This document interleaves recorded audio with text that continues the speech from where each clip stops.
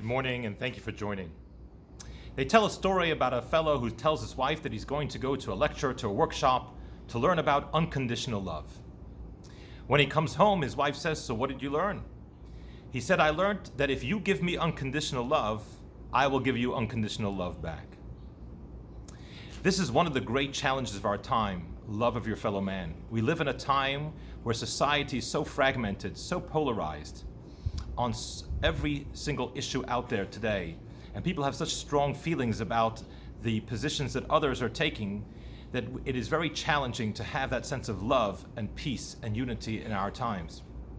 We're told in the Torah reading this week about Aaron, and it says about Aaron, the high priest, he was known for his love, his unconditional love.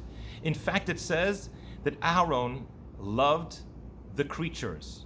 In other words, even people who had no virtues, there was nothing good you could say about them other than the fact that they are a creation of God, Aaron loved them too. His love was unconditional. And the question is how? How did Aaron do this? What can we learn from Aaron? What can we take from this? We're told that the word Aaron in Hebrew has the same letters as the word nireh, which means vision. What that means is that Aaron had X-ray vision in the sense that when he looked at someone, he looked deeper. He didn't just look at their political positions. He didn't just look about whether or not they're wearing their mask or not wearing their mask. He didn't just look about whether or not they're pro-Israel, anti-Israel. He looked deeper. He looked into their soul. He saw that this is a creation of Hashem, a creation of God. This person has a soul. This is a beautiful, godly individual.